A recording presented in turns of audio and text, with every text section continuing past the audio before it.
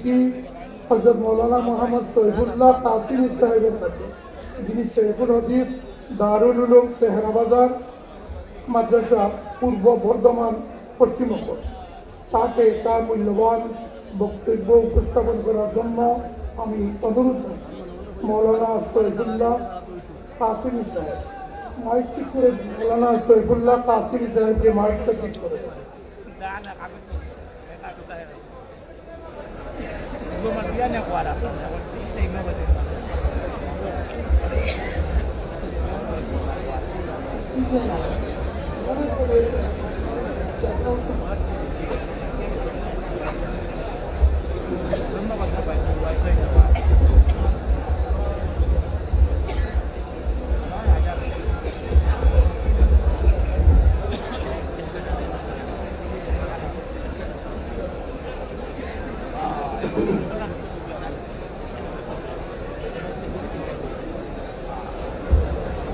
السلام عليكم ورحمة الله وبركاته.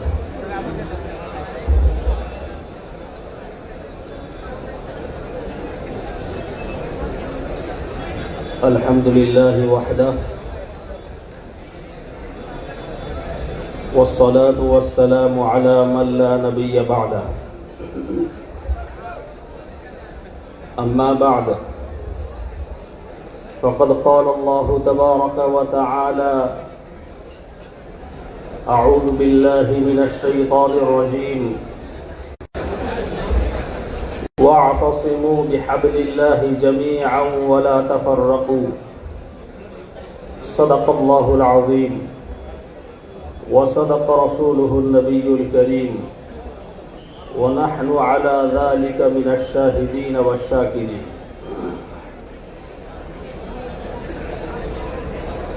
একটু আমরা চুপচাপ হয়ে যায়, যারা কথা বলছি একটু কথাগুলো বন্ধ করে নিই। খুবই অল্প সময়ের মধ্যে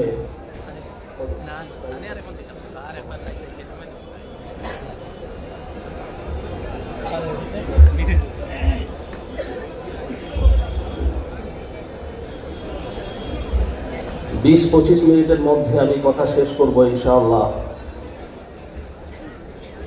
আজকের সুদূর কলকাতা থেকে আমি আপনাদের কাছে এসেছি এই উত্তর পূর্ব ভারত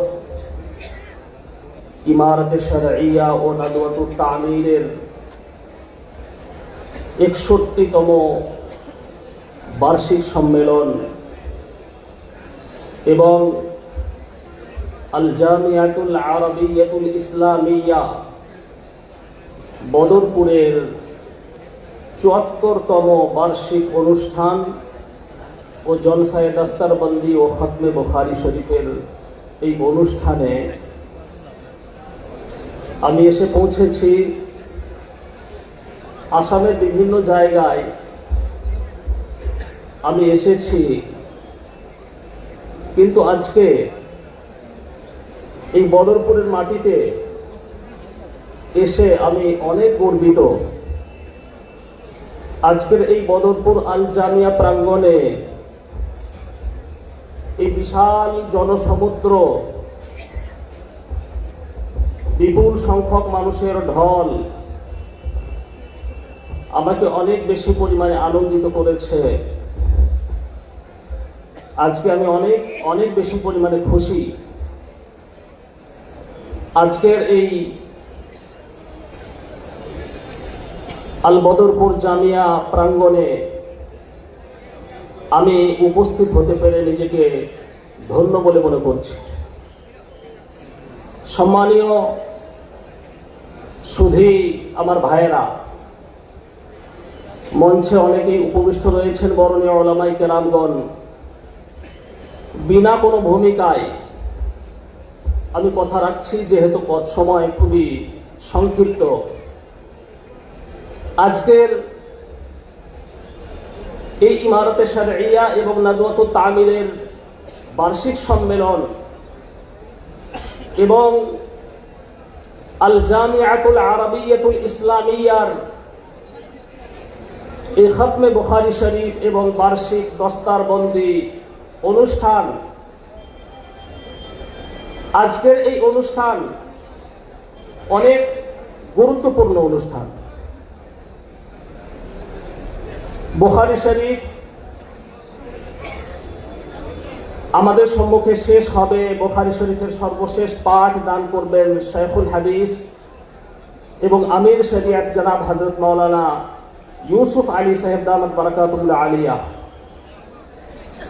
হযরত ইমাম বুখারী আলাইহির রহমার যেহেতু বুখারী শরীফের খতমের অনুষ্ঠান, হযরত ইমাম বুখারী আলাইহির রহমার একটা ছোট্ট আপনাদেরকে ঘটনা শোনাচ্ছি।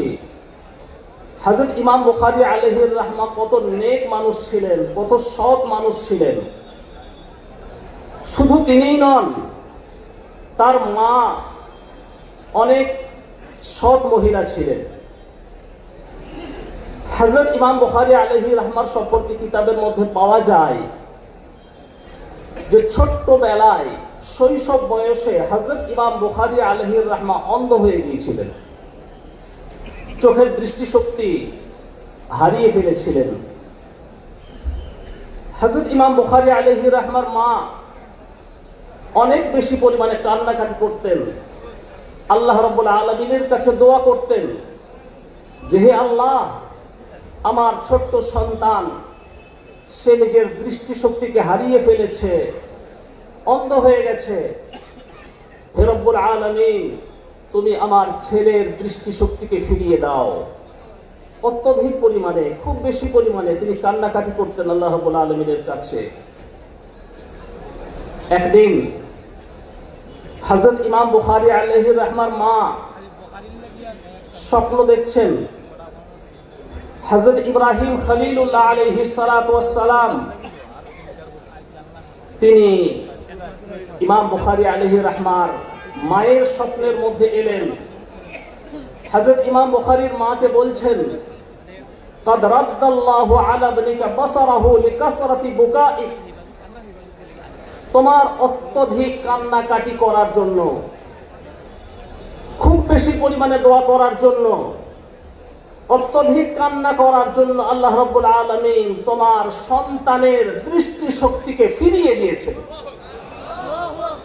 সকালবেলায় হযরত ইমাম বুখারী আলাইহির রহমার মা ঘুম থেকে উঠে দেখছেন যে তার সন্তানের দৃষ্টি সত্যিই ফিরে চলে এসেছে।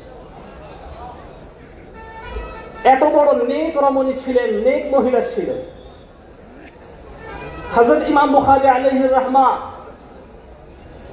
কত বড় নেক মানুষ ছিলেন। হযরত ইমাম বুখারী আলাইহির রহমা বলছেন, মাগতাবতু আহাদান মুগ আলিমতু আন্নাল গীবাতা হারামুন, যখন থেকে আমি জানতে পেরেছি যে গীবত করা হারাম, আমি জীবনে কারোর কোনোদিন গীবত করিনি।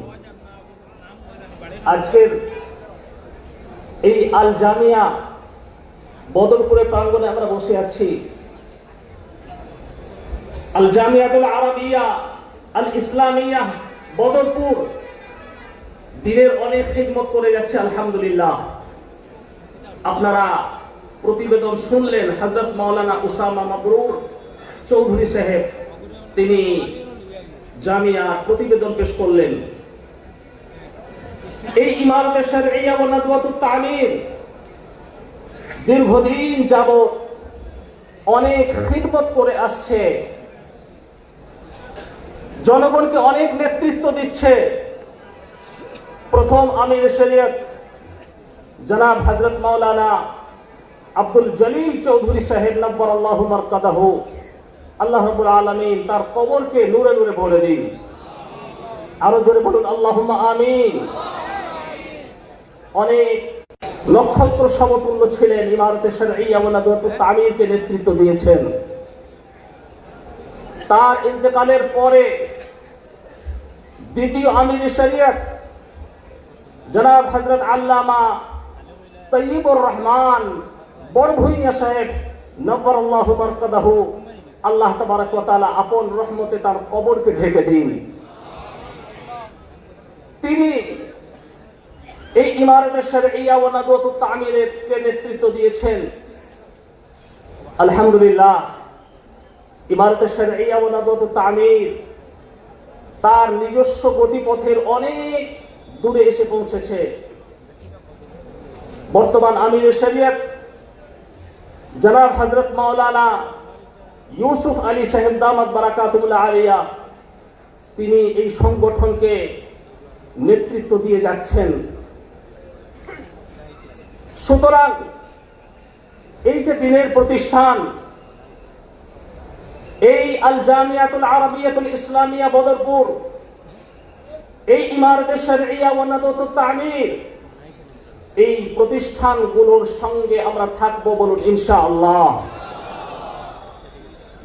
আমরা এই প্রতিষ্ঠানগুলোর সাহায্য সহযোগিতা করব, বলুন ইনশাআল্লাহ। সব সময় এগুলোর সঙ্গে আমরা জুড়ে থাকবো, বলুন ইনশাআল্লাহ। সম্মানিত আমার ভাইয়েরা, যদি আমরা সঙ্গ না দিতে পারি, কমপক্ষে বিরোধিতা করব না, মুখালাফাত করব না, বিরুদ্ধাচারিতা করব না, গীবত করব না, কোন দিনের প্রতিষ্ঠান, কোন দিনের সংগঠন, উলামায়ে দ্বীন, বুজুর্গানে দ্বীনের গীবত করা, সমালোচনা করা অনেক বড় পাপ। হযরত ইমাম বুখারী আলাইহির রাহমার সম্পর্কে আপনাদেরকে শোনালাম। মাগতাবতু আহাদান মুয আলিমতু আন্নাল গীবাতা হারামুন। হযরত ইমাম বুখারী আলাইহির রাহমা বলছেন, যখন থেকে আমি জানতে পেরেছি যে গীবত করা হারাম, আমি জীবনে কারোর কোনোদিন গীবত করিনি। হযরত ইমাম বুখারী আলাইহির রাহমা বলছেন যে কিয়ামতের দিনে কেউ আমার জামার গলা ধরতে পারবে না যে তুমি আমার গীবত করেছো। হযরত ইমাম আবু হানিফা আলাইহির রাহমা অনেক বড় ইমাম ছিলেন, ইমামে আযম ছিলেন। হযরত ইমাম আবু হানিফা রাহমাতুল্লাহ আলাইহির সম্পর্কে হযরত সুফিয়ান সাউরি রাহমাতুল্লাহ আলাইহিকে জিজ্ঞাসা করা হচ্ছে যে হযরত ইমাম আবু হানিফা আলাইহির রাহমা কারোর কোনোদিন গীবত করেন না। হযরত সুফিয়ান সাউরি রাহমাতুল্লাহ আলাইহি কি উত্তর দিচ্ছেন শুনুন। হযরত সুফিয়ান সাউরি রাহমাতুল্লাহ আলাইহি উত্তর দিচ্ছেন যে হযরত ইমাম আবু হানিফা রাহমাতুল্লাহ আলাইহি অনেক জ্ঞানী এবং বিচক্ষণ মানুষ। তিনি এটা চান না যে তার নেকির অন্য কোন ব্যক্তি ভাগীদার হয়ে যায়। হাদিসে পাকের মধ্যে এসেছে, আল হাসাদু ইয়াকুলুল হাসানাত কামা তাকুলুন নারুল হাতাব। সাধারণত এই বিপদ যেগুলো হয় সেগুলো কেন হয়? হিংসার জন্য হয়, বিদ্বেষের জন্য হয়। কারোর প্রতি কারোর যখন হিংসা থাকে তখন সে তার গীবত করে, তখন তার গীবত করে। সুতরাং জনাবে রাসূলুল্লাহ সাল্লাল্লাহু আলাইহি ওয়াসাল্লাম আবু দাউদ শরীফের হাদিসের মধ্যে বলছেন, আল হাসাদু ইয়াকুলুল হাসানাত কামা তাকুলুন নারুল হাতাব। হিংসা তোমাদের নেকিগুলোকে ওই রকম ভাবে খেয়ে ফেলে যেরকম ভাবে আগুন কাঠকে খেয়ে ফেলে। কাঠকে যেরকম ভাবে পুড়িয়ে শেষ করে দেয়, ঠিক সেই রকম ভাবে হিংসা বিদ্বেষ তোমাদের নেকিগুলোকে খেয়ে ফেলে, তোমাদের নেকিগুলোকে শেষ করে ফেলে। জনাবে রাসূলুল্লাহ সাল্লাল্লাহু আলাইহি ওয়াসাল্লামকে জিজ্ঞাসা করা হলো, জনাবে রাসূলুল্লাহ সাল্লাল্লাহু আলাইহি ওয়াসাল্লাম সাহাবায়ে কেরামদেরকে জিজ্ঞাসা করছেন, আতাদরুনা মাল গীবা, হে আমার সাহাবারা তোমরা কি জানো যে গীবত কি জিনিস? সাহাবায়ে কেরামগণ বললেন, আল্লাহু ওয়া রাসূলুহু আ'লাম, আল্লাহ এবং আল্লাহর রাসূল ভালো জানেন। জনাবে রাসূলুল্লাহ সাল্লাল্লাহু আলাইহি ওয়াসাল্লাম বললেন, যিকরুকা আখাকা বিমা ইয়াকরাহ, অপর ভাইয়ের সম্পর্কে এমন কথা বলা যে সে যদি উপস্থিত থাকতো তাহলে সেটাকে খারাপ বলে মনে করতো, সেটাই হচ্ছে গীবত, সেটাই হচ্ছে গীবত। জনাবে রাসূলুল্লাহ সাল্লাল্লাহু আলাইহি ওয়াসাল্লামকে সাহাবারা বললেন, আফারাআইতা ইন কানা ফীহি মা আকুল, হে আল্লাহর রাসূল যদি সেই ব্যক্তির মধ্যে সেই খারাপ জিনিসটা থেকে থাকে তাহলেও কি গীবত হবে? জনাবে রাসূলুল্লাহ সাল্লাল্লাহু তাআলা আলাইহি ওয়াসাল্লাম বললেন, ইন কানা ফীহি মা তাকুলু ফাকাদ ইবতাবতাহু ওয়া ইন লাম ইয়াকুন ফীহি মা তাকুলু ফাকাদ বাহাত্তাহু। যদি তার মধ্যে সেই দোষটা থেকে থাকে তাহলেই গীবত হবে, আর যদি তার মধ্যে সেই দোষটা না থাকে আর সেই দোষ তুমি বর্ণনা করছো, তাহলে সেটা হচ্ছে গীবতের থেকেও বড় গুনাহ, সেটা হচ্ছে বহতান।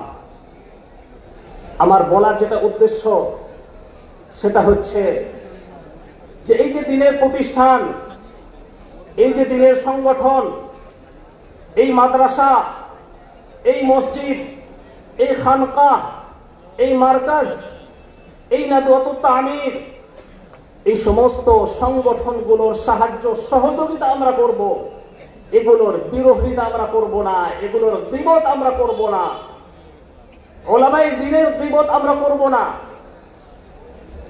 উলামায়ে কেরামের সম্পর্কে কোন কটু কথা বলা। হযরত মাওলানা রশিদ আহমদ গঙ্গোহী রাহমাতুল্লাহ আলাইহি লিখেছেন যে যে সমস্ত মানুষেরা উলামায়ে কেরামদের গীবত করে, উলামায়ে কেরামদের পিছনে তাদেরকে খারাপ বলে, কবরে যখন তাদেরকে শুইয়ে দেওয়া হয় এবং কিবলার দিকে মুখটা করে দেওয়া হয়, কিবলার দিক থেকে তার মুখটা ঘুরে যায়। বলুন নাউযুবিল্লাহ। কিবলার দিক থেকে মুখটা ঘুরে যায়, কিবলার দিকে তার মুখ থাকে না। এই জন্য জবানকে কন্ট্রোল করা অনেক বেশি পরিমাণে দরকার। হাদিসে পাকের মধ্যে জনাবে রাসূলুল্লাহ সাল্লাল্লাহু আলাইহি ওয়াসাল্লাম বলছেন যে মানুষ অনেক সময় এমন কথা বলে নিজের জবানের দ্বারাতে, এবং সেই কথার মধ্যে আল্লাহ রাব্বুল আলামিনের অসন্তুষ্টি থাকে, এবং সেই কথার জন্য জাহান্নামের এতটা গভীরে সে চলে যায়, মা বাইনাল মাশরিকি ওয়াল মাগরিব, যতটা দূরত্ব রয়েছে পূর্ব এবং পশ্চিমের মধ্যে। এই জন্য সম্মানিত আমার ভাইয়েরা, এই নাদওয়াতুত তামির, ইমারত শরিয়া ওয়া নাদওয়াতুত তামির, আল জামিয়াতুল আরাবিয়াতুল ইসলামিয়া বদরপুর দিনের অনেক খিদমত করে যাচ্ছে। আমরা আল্লাহ রাব্বুল আলামিনের কাছে দোয়া করি এবং সেই পরকালকে আমরা স্মরণ করি।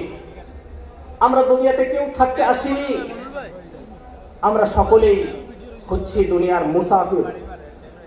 তিরমিজি শরীফের হাদিসের মধ্যে আল্লাহ রাসূল সাল্লাল্লাহু আলাইহি ওয়াসাল্লাম বলছেন, আল কাইয়িসু মান দানা নাফসাহু ওয়া আমিলা লিমা বা'দাল মাউত ওয়াল আজিজু মান আতবা'a নাফসাহু হাওয়াহা ওয়া তামান্না আলা আল্লাহ। বিচক্ষণ ব্যক্তি হচ্ছে সেই ব্যক্তি যে মৃত্যুর পরবর্তী জীবনের জন্য প্রিপারেশন নেয়, মৃত্যুর পরবর্তী জীবনের জন্য প্রস্তুতি নেয়, এবং সে নিজের নফসের মুহাসাবা করে, নিজের নফসের হিসাব নেয়, আমার কি করা দরকার আর আমি কি করছি সেটার সে মুহাসাবা করে। সে হচ্ছে বিচক্ষণ ব্যক্তি। ওয়াল আজিজু মান আতবা'a নাফসাহু হাওয়াহা ওয়া তামান্না আলা আল্লাহ। বোকা এবং নির্বোধ ব্যক্তি হচ্ছে সেই ব্যক্তি যে পারলৌকিক জীবন সম্পর্কে সে উদাস থাকে, পারলৌকিক জীবনের কথা সে চিন্তা করে না, খাহিসাত অনুযায়ী সে জীবন যাপন করে, এবং সে আশায় থাকে আল্লাহ রাব্বুল আলামিন ঠিক ক্ষমা করে দেবেন। আল্লাহ রাব্বুল আলামিন ক্ষমা অবশ্যই করবেন, কিন্তু আমাদেরকে ফিরে যেতে হবে, আমাদেরকে তওবা করতে হবে, আল্লাহ রাব্বুল আলামিনের কাছে আমাদেরকে নমনীয় হতে হবে। ভুল হতে পারে, ত্রুটি হতে পারে, কিন্তু সেই ত্রুটি হওয়ার পরে নমনীয় হওয়া, এটা হচ্ছে বান্দার লক্ষণ, এটা হচ্ছে বান্দার লক্ষণ। ইবলিস ভুল করেছিল, হযরত আদম আলাইহিস সালাতু ওয়াস সালামকে সিজদা করার কথা বলা হয়েছিল, সিজদা করেনি। ইবলিসকে জিজ্ঞাসা করা হলো, তুই সিজদা করলি না কেন? ইবলিস বলছে, আনা খায়রুম মিনহু খালাকতানি মিন নারি ওয়া খালাকতাহু মিন তিন। হে আল্লাহ, আপনি আমাকে সৃষ্টি করেছেন আগুন থেকে, আর আদমকে সৃষ্টি করেছেন মাটি থেকে। মাটির ধর্ম হচ্ছে নিম্নগামী, আর আগুনের ধর্ম হচ্ছে ঊর্ধ্বগামী। একটা ঊর্ধ্বগামী বস্তু একটা নিম্নগামী বস্তুকে সিজদা করতে পারে না। অহংকার করেছিল। আল্লাহ রাব্বুল আলামিন ইবলিসকে কিয়ামত পর্যন্তর জন্য অভিশপ্ত করে দিয়েছেন। হযরত আদম আলাইহিস সালাতু ওয়াস সালাম নবী ছিলেন, মাসুম ছিলেন, কোন পাপ জীবনে করেননি, কিন্তু ছোট্ট কোন ত্রুটি বিচ্যুতি চুক নবীদের থেকে কখনো কখনো হয়েছে। গাছের ফল খেতে আল্লাহ রাব্বুল আলামিন নিষেধ করেছিলেন, আদম তুমি এই গাছের ফল খাবে না, তিনি খেয়ে ফেলেছিলেন। আল্লাহ রাব্বুল আলামিন জান্নাত থেকে তাকে দুনিয়াতে অবতরণ করিয়েছিলেন।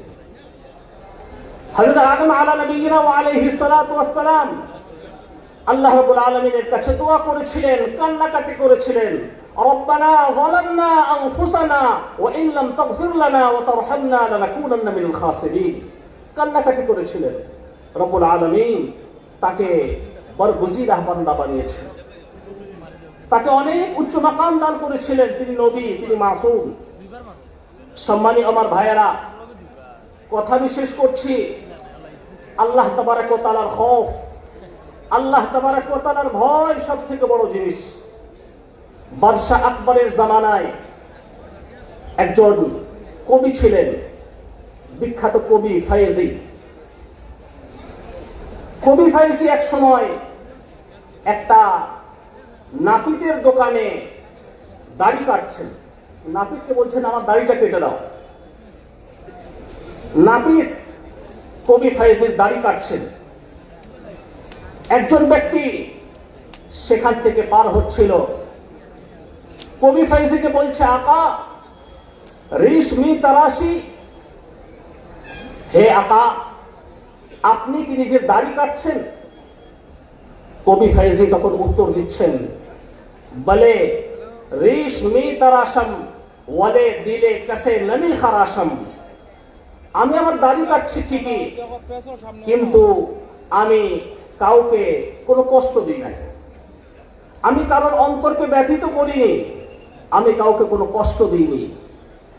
সেই ব্যক্তি তখন বলছে দিলে কাসে নমি খারাশি ওয়ালে দিলে রাসূলুল্লাহ সাল্লাল্লাহু আলাইহি ওয়াসাল্লাম লি খারাশি।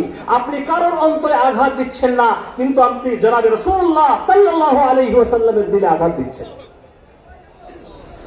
কবি ফায়েজি অর্ধেক দাড়ি কাটা হয়েছিল, সেখান থেকে উঠে চলে এলেন, দাড়ি আর কাটালেন না।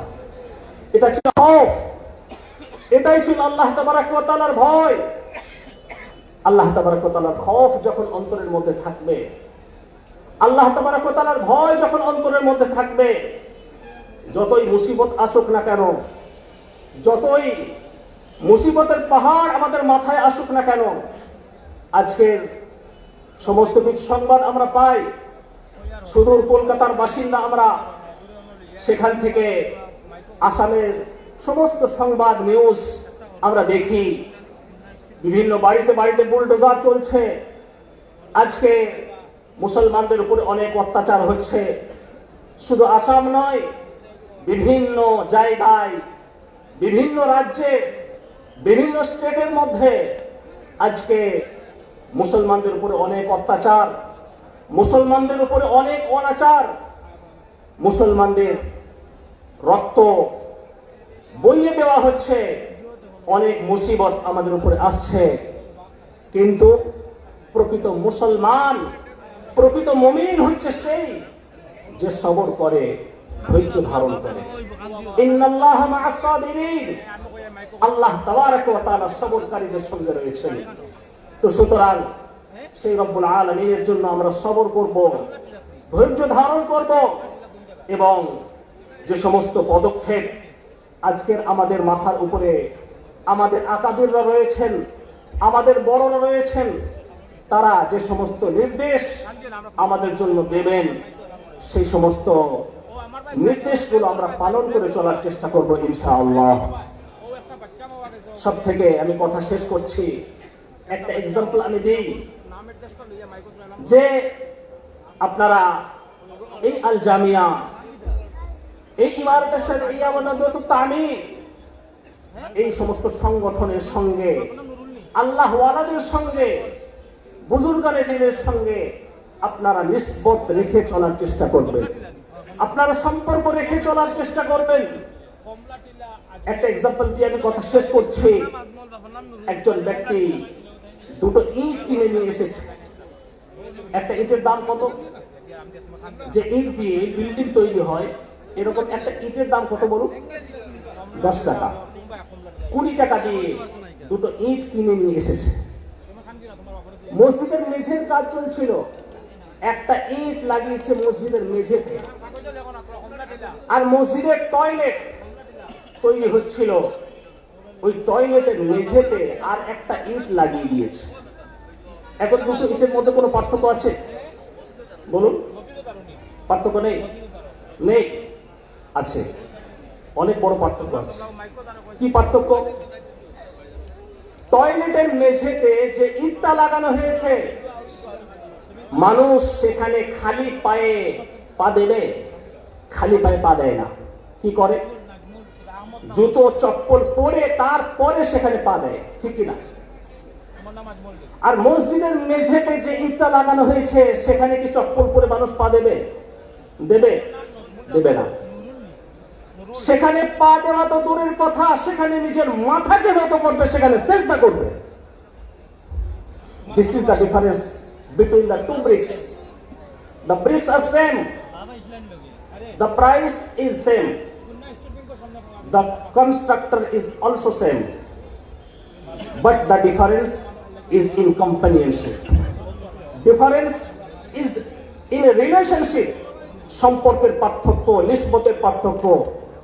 আপনার নিসবত থাকবে ইমারত শরঈয়া ওয়া নাদওয়াতুত তামিরের সঙ্গে, আপনার নিসবত থাকবে আল জামিয়া বদরপুরের সঙ্গে, আপনার নিসবত থাকবে মসজিদের সঙ্গে, আপনার নিসবত থাকবে খানকাহের সঙ্গে, আপনার নিসবত থাকবে মারকাজের সঙ্গে, আপনার নিসবত থাকবে আল্লাহ ওয়ালাদের সঙ্গে। আপনি আল্লাহ ওয়ালা হয়ে যাবেন। আর আপনার নিসবত যদি থাকে কাফের মুশরিকদের সঙ্গে, আপনার নিসবত যদি থাকে বেঈমানদের সঙ্গে, আপনার নিসবত যদি থাকে আল্লাহ তাবারক ওয়া তাআলার নাফরমানদের সঙ্গে, আপনিও আস্তে আস্তে আস্তে আস্তে খারাপ হয়ে যাবেন।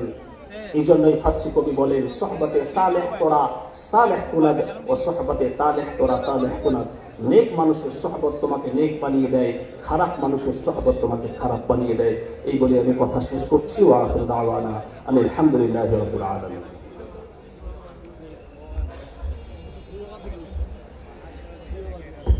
মাহাদুল উলুম